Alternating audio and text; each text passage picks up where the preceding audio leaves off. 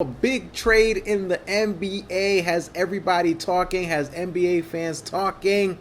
Anthony Davis going to the Los Angeles Lakers. The Lakers made a big move with the Pelicans, and the Lakers gave up a lot. Let's talk about what they gave up. Brandon Ingram, Lonzo Ball, Josh Hart, and the first round pick going all the way up until almost 2025. There's some complicated stipulations there. They can pass on the 2024 pick and get the 2025 pick if they choose to. So let's say they get the 2024 pick, then it ends there.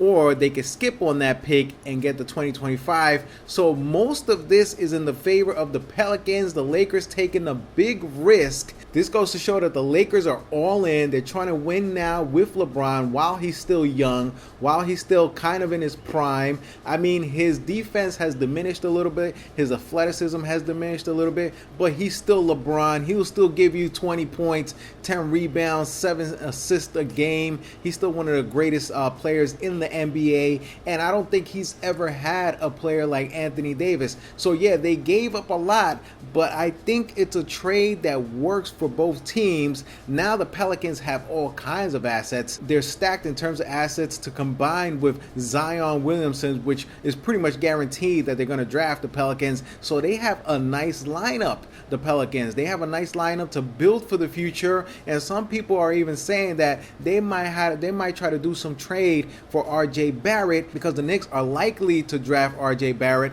and with all these assets that the Pelicans have, they might want to throw some of those assets towards the Knicks and also acquire R.J. Barrett. I don't know if that's plausible. I don't know if that's something that might happen. But getting back to the Lakers, you combine LeBron and you combine Anthony Davis, those two, that's going to be a powerhouse. And they still have Kyle Kuzma, which is also a nice piece. Kyle Kuzma reminds me of kind of like a Scottie Pippen type of player. He could shoot, he could defend, he could dribble, he could do a little bit of everything. And that's going to be almost like their big three, because Kyle Kuzma, I think in the future, can develop into an all-star if he hits the weight room a little bit more, works on his shot, but he could definitely drop points. So they have a nice lineup going into this year. And then remember, Golden State is vulnerable. Golden State is very vulnerable. They're not going to have Klay Thompson. They're not going to have KD. They're only going to have Steph. So the West is wide open. And this is also a chance for the Rockets to finally step in there and get into the Western Conference Finals if they're not stopped by the Los Angeles Lakers with this new squad that they have. My concern with this is that LeBron was injured last year. Who knows how that groin recovered? And Anthony Davis has a history of being injured and not finishing entire seasons. I think he's played like 60 games some season. Most season he's played like around 60 games. He always has some kind of injury, a back injury, knee injury. So I'm not sure if these guys will be able to finish off a season. That's my one concern with this Lakers lineup. So, I mean, the Lakers took a big gamble. They're trying to win now. A lot of people comparing this to what the Nets did, getting Paul Pierce and Kevin Garnett, but those two players were a lot older.